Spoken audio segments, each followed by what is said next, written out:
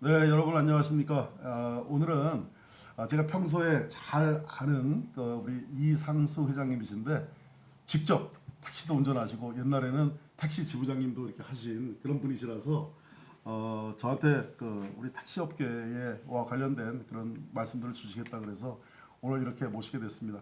오늘 편안하게 또 정말 현장에 있는 생생한 목소리를 우리 이상수 회장님께서 저에게 좀 건의도 하시고 그러시려고 이렇게 모셨는데 오늘 좋은 말씀 좀 잘 부탁드리겠습니다.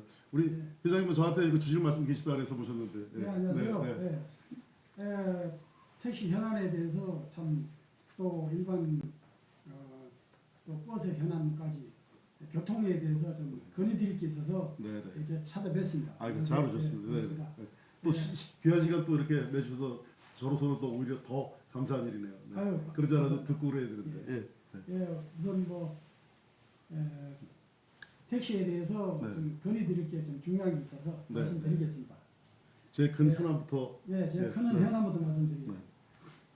저는 우선 서울 31바 26345 개인 택시를 운전하는 이상수입니다. 저는 서울 개인 택시 조합 국부 지부장도 하고 조합 이사도 영입했습니다. 전 지부장입니다. 개인 택시가 우선 제일 묶여 있는 게 부재 해제입니다. 부재 해제를 해야 서울 시민들이 차를 편하게 탈 수 있고 개인 택시나 차가 개인 택시 거의 5만 대가 됩니다. 5만 대 되는데 부재 해제를 하면 교통 소통에 또 승차난도 해소가 되고 개인 택시가 한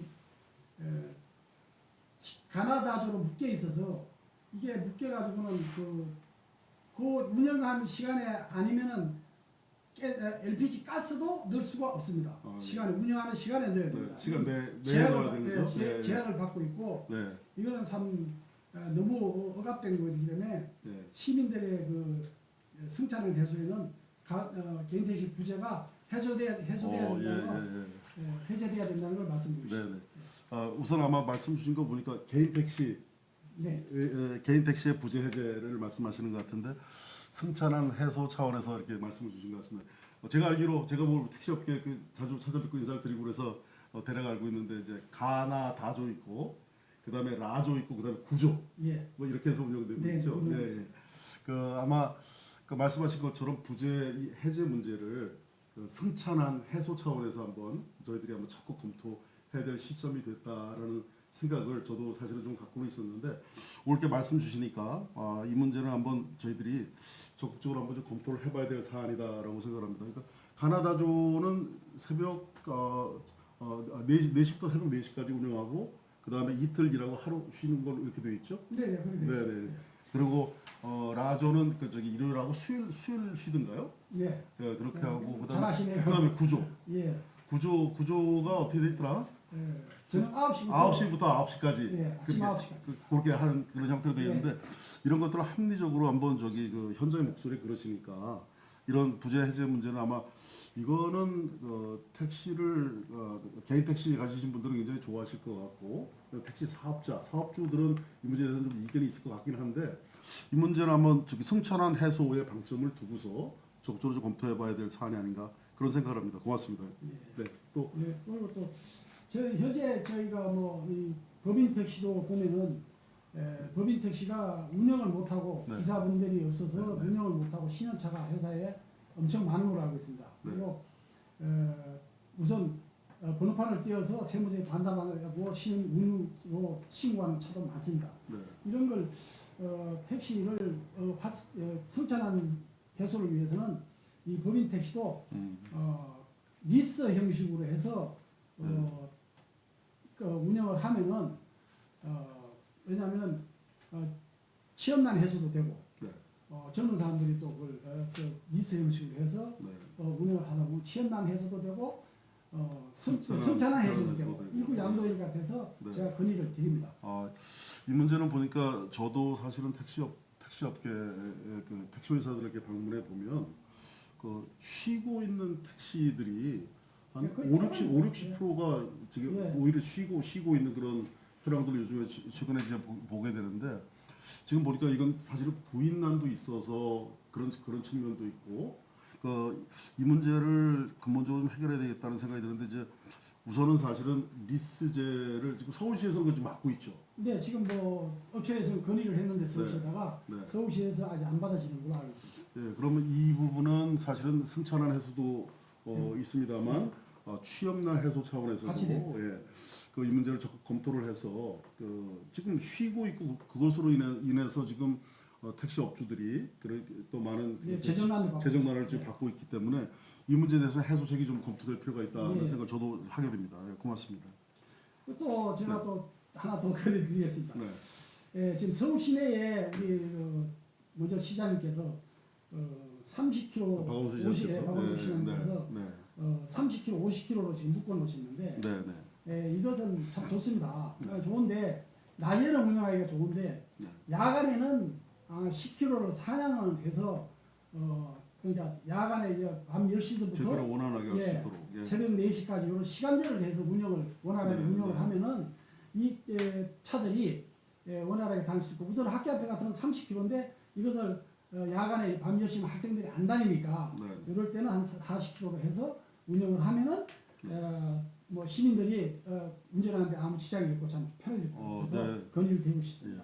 아주 좋은 말씀해 주셨는데 사실은 우리 정부가 해야 될 일 중에 하나가 어떤 규제책을 발표해 놓고서 그 규제책을 그냥 고수할 것이 아니라 현실에 맞게 합리성을 갖는 그런 규제책이 되면 그것을 준수해야 되는 분들도 그래 정말 이거 좋은 제도다 이렇게 할 텐데 지금 보면 예를 들어서 스쿨존 같은 경우는 이제 30km로 규제가 되어 있는데 조심합니다. 우리 학생들이 우리 아이들이 다 이제 학교에서 하교하고 난 시간 이후에도 한밤중에도 불필요하게 그 30km 이렇게 그것을 지켜야 된다. 이것은 굳이 지키지 않아야 돼. 굳이 않아도 될 그런 것들이라서 그냥 예를 들어서 뭐 전멸 형태로 한다든지 신축적으로 하는 것이 필요하다는 생각이 들고 박원순 시장 시절에 서울의 교통 흐름을 안전 위주로 이렇게 한다 그러면서 이제 30km에서 50km로 이렇게 다들 이렇게 규제를 해놔가지고 실제로 보면 원활하게 소통이 돼야 될 그런 도로도 거기에 묶여 있고 그다음에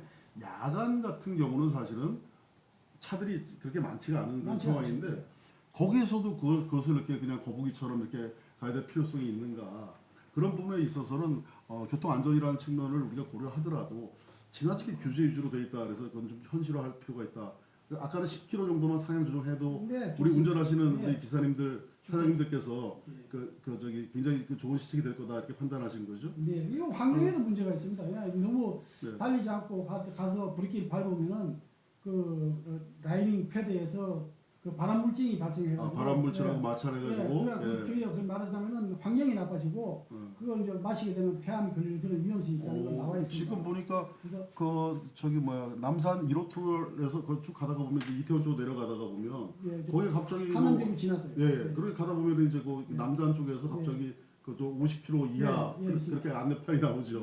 거기서 뭐 계속 브레이크 밟고 그러니까 가다가 이제 브레이크 밟아야 되니까 계속 브레이크 밟아야 되는 환경에 그게 굉장히 환경에 영향을 주고 그 주위 사람들은 아마 건강에 안 좋을 겁니다. 그 지역 가면 체크해 보면 굉장히 안 좋은 거 공기. 한남대교 지나서 또 고속도로 들어가 입구에 또 카메라가 50km가 돼 있습니다. 그러니까 그것을 다 브레이크를 밟는다고요. 그러면 그 공기가 환경이 엄청나게 나빠집니다. 이 환경에도 안 좋고 하니까 이런 데는 키로수를 한 10km 상향을 해서 조정을 한다든지 해서 해주시는 게 참 좋을 것 같습니다. 그리고 지금 보면 가만히 있어 어디죠? 동부가선도로 88 도로 이런 데도 지금 제한 속도가 70 70, 60도 있고 60 치아 이하로 이렇게 돼 있죠. 한밤중에도 마찬가지로 한밤중 그대로 운영 같은 룰로 돼 있죠. 그걸 이제 야간에는 한 10km 상향을 하게끔. 아니 그러니까 이게 서울시나 우리 또 경찰청에서 이런 것들을 신축적으로 좀 해줘서 해주시면은 시민들이 아주 편할 것 같습니다. 시민들도 빨리 귀가하는데 도움이 되고 그다음에 실제로 이렇게 안전 문제하고 밤중에는 그렇게 심각한 장애를 주는 건 아니니까 10km 정도만 이렇게 상향 조정을 해드려도 원활한 교통에 도움이 될 것 같다는 생각을 합니다. 그렇습니다. 네. 또 하나 말씀드리겠습니다. 출퇴근 시간에 보면은 경기도 버스가 뭐 자수버스라든지 일반 버스가 경기도 버스가 서울에 막 들어오는데 막 시청 앞에까지 소공동 이런 데는 막 들어와서 광화문으로 해서 빙이 돌아갑니다. 그러다 보면은 이 버스를 꼬리를 물고 막 들어옵니다. 그래서 전용차로가 같지가 않아요. 버스 전용차로가 예, 또 다 막혀요. 밀려버리죠. 밀려요. 네. 왜냐하면 경기도 버스가 너무 들어오기 때문에 이 경기도 버스를 환승제를 완전히 운영을 해서 네. 뭐 분당이나 수원에서 들어오는 차는 강남역까지 와서 해차를 하게끔 하고 네. 또 인천 쪽에서 오는 차는 여의도에서 해차를 하게끔 하고 네. 저 하남시 쪽에서 들어오는 차는 청호동에서 해차를 하게끔 지하철하고 연결. 뭐 성남은 잠실. 네, 성남에서 잠실입니다. 이렇게. 잘하시네요. 네. 성남은 잠실에서 해차를 네. 해요. 네. 그렇게 해주시면 서울 버스가 실제로 네. 빈 차로 들어갑니다. 네. 사람들 얼마 안 탔어요. 네. 환승에 들어가야 되는데 네. 서울 버스는 경기도 정차는 꽉 채워서 그다음에 버스를 들어가지고 꽉 네. 그냥 그 꼬리를 물고 있어가지고 교통을 환승제를 완전히 운영을 해야 되는데 네. 서울 차량은 오히려 비어서 네, 비어서 버스들은. 네. 네. 그러니 이게 환승제를 지하철로 연결하고 버스를 환승하게끔 조치해 주시면 그런 소통에도 문제들은 경기도하고 예, 잘 협조를 협의를 해서 예. 이것이 보다 합리적인 방안이 어떤 것인지 한번 그래 광역 차원에서 한번 좀 예. 합리적인 조정 방안을 예, 조정 방향. 좀 적극을 검토를 예, 해봐야 될 것 같습니다. 주시고요. 이거 현황 데이터만 잘 분석을 해줘도 네. 합리적인 대안이 나올 수 있을 것 예, 같아요. 그렇죠. 좋은 네. 대안이 나오죠. 네. 또 카카오 이 지금 콜이 이제 카카오티 네, 네. 블루라이 콜 이제 생겨가지고 네. 이게 지금 택시들이 택시업계 예, 택시업계 판도들이 막 판도 다 바뀌었죠. 변하고 있죠. 예, 네. 그래서 이제 카카오 이 택시 하는 기사들이 많습니다. 네. 많은데 실제 이제 그 저희들이 그 공정거래위원회에다가 제소도 했고 네. 예, 했는데 카카오티에서 회사 택시를 카카오티 블루 예, 택시. 법인 택시를 10개 회사를 샀습니다. 네. 사가지고 매입을 벌써 해가지고 10개나 예, 제가 알고 있는 10개입니다. 9개, 10개, 거의 10개라고 합니다. 10개를 사가지고 그 이제 그 콜을 전부 자기 회사 차에다 콜을 내립니다. 네. 그러다 보니까 일반 차는 콜이 안 떨어지는 거예요. 네. 그러면 손님이 저기 있는데도 저 멀리 있는 카카오 자기 그 블루 택시에다 콜을 내립니다. 네. 내려가지고 그걸 갖다가 그 사람 그것이 가는 시간이면은 손님은 한참 기다려야 되고 네. 이런 불안량이 있으니까 그리고 이 카카오 블루의 여기 회사에서 지금 콜 회사에서 하는 게 네. 현재 제가 알기로는 블루 택시라고 있습니다. 네. 블랙 택시, 블랙 택시, 카카오 블랙 택시, 블랙 택시. 네.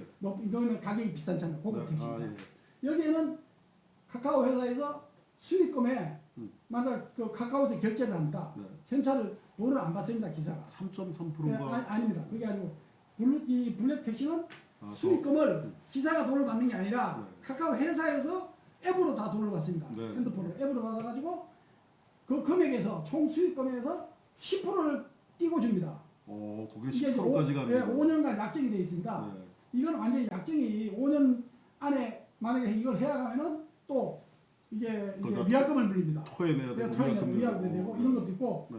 또 벤티 택시라고 저 스타렉스나 카리발로 운영하는 게 있습니다.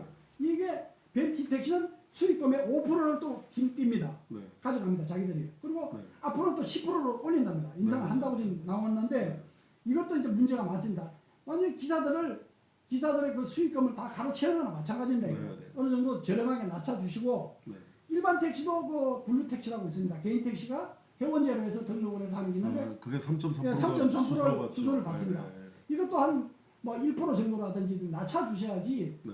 기사들이 길바닥에서 어렵게 일을 하는데 이 수수료를 너무 카카오 회사 너무 많이 뛰어가니까 네. 이게 불안량을 좀 무슨 말씀이신지 조정 좀 해주시면 무슨 말씀인지 알겠습니다. 지금 보면 이 문재인 정권이 사실은 뭐 이렇게 뭐 경제 민주화 뭐 이런 것을 잘 하는 것처럼 이렇게 포장을 하는데 실질적인 생활 현장의 경제 민주화 이런 데서는 정말 오히려 그것을 역행하는 그런 그렇죠. 행정 행태를 이렇게 보이고 있어서 네, 저도 참 특이하다고 생각합니다. 이 정권과 그 특정한 이런 저기 뭐야 그 제가 어디라고 구체적으로 얘기하는 건 좀 그럴 것 같아서 말씀을 드리지 않습니다만 특별한 보이지 않는 유착 관계가 있다라는 그런 뭐 의심이 아닙니다. 그건 뭐 사실 관계니까 그런 것들이 상당히 있다고 생각하고 이 문제는 현장의 경제 민주화라는 측면에서도 이건 반드시 좀 다르게 좀 다시 정정돌이 돼야 되는 문제라고 생각을 하고 이게 어플 하나를 플랫폼으로 깔아놓고서 거기서 이게 일종의 통행세입니다. 통행세. 그냥 어플 하나 만들어 놓고 그것을 이용하는 그런 업체들 기사님들한테 수수료를 3.3%, 5%, 10%까지 이렇게 강제로 뛰어가는 이런 구조는 봉이 김선달도 아니고 그렇죠. 이건 문제가 이게 많다고 너무하죠. 생각합니다. 예. 우리 택시 업계 우리 여러 사장님들 기사님들 정말 고생을 하시는데 길바닥에 이렇게 고생하고 계시는데 이거. 이게 뭐 1, 200원 뭐 이렇게 해가지고 네. 그냥 그렇게 벌어 가시는 그렇죠. 그 돈을 가지고 100원, 200원 그것을 100원, 200원까지 버는 것을 10%, 5%, 3.3% 이렇게 그냥 가져가는 이런 네. 스타일 구조 이런 것이야말로 현장의 경제 민주화 차원에서도 반드시 바로잡아야 될 감가 일들이 의뢰만 강인데요. 예. 감가 의뢰 감이 너무 세다 보니까 어른 그냥 조금이라도 더 벌라고 네. 그 따라가서 하고 있는데 네. 참 우리 기사님들도 제살 깎아먹긴데 네. 이 좀 큰 회사에서 네, 네. 좀 프로스를 좀 낮춰가지고 네. 우리 어려운 기사들을 조금 좀 도와주십사 하고 건의를 드립니다. 아, 예, 네. 고맙습니다. 그러니까 오늘 이렇게 귀한 말씀 이렇게 시간 일부러 내주셔서 시간 청하시고 아유, 또 이렇게 감사합니다. 귀한 시간 내주셔서 정말 감사히 생각합니다. 감사합니다. 저희들이 하여간 저희가 일을 하게 되면 그 택시 업계 현장의 목소리를 누구보다 제가 좀 많이 들어왔고 그런 입장에서 우리 택시 업계 우리 가족분들 그 애로사항들을 잘 반영해서 검토해서 반영하도록 그렇게 노력하겠습니다. 많이 좀 고맙습니다. 도와주십시오. 네, 고맙습니다. 예. 이 어려운 네. 기사들의 네. 얼건보를 좀 해주셔야지 예, 예. 이게 감사합니다. 네. 오늘 주신 그 자료 저와 예, 주시죠. 예, 예, 예, 예, 고맙습니다. 예. 네, 고맙습니다. 예. 자주 부탁합니다. 좀 어려운 일 좀 해결 좀 해주십시오. 예, 고맙습니다. 네, 시청자 여러분, 우리 현장에서 이렇게 고생하시는 현장의 애로 사항들 그리고 또 이 애로 사항은 그냥 우리 택시 기사님들의 애로 사항일 뿐만 아니라 시민의 교통 편익과도 관련된 문제인 것 같습니다. 저희들이 이런 것을 발로 뛰어서 현장에 있는 목소리를 제대로 담아내는 것이 저희들의 역할이라고 생각합니다. 우리 공무원들, 공직자는 보면 영어로 얘기하면 시빌 서번트라고 합니다. 우리 시민들에게 봉사하는 봉사자, 그것이 행정을 하는 사람들의 기본적인 자세가 될 거라고 생각합니다. 규제하고 허가 내주고 그러는 자리가 아니라 도와드리고 현장의 불편을 섬기는 제대로 찾아서 제대로 해결할 수 있도록 잘 섬기는 그런 것이 우리 공직사회의 분위기가 되어야 된다고 생각합니다. 오늘 함께해 주신 이상수 회장님께 감사드리고 시청자 여러분 이런 문제들 잘 해결해 보도록 노력하겠습니다. 여러분 기대해 주십시오. 고맙습니다. 네, 감사합니다. 고맙습니다. 자.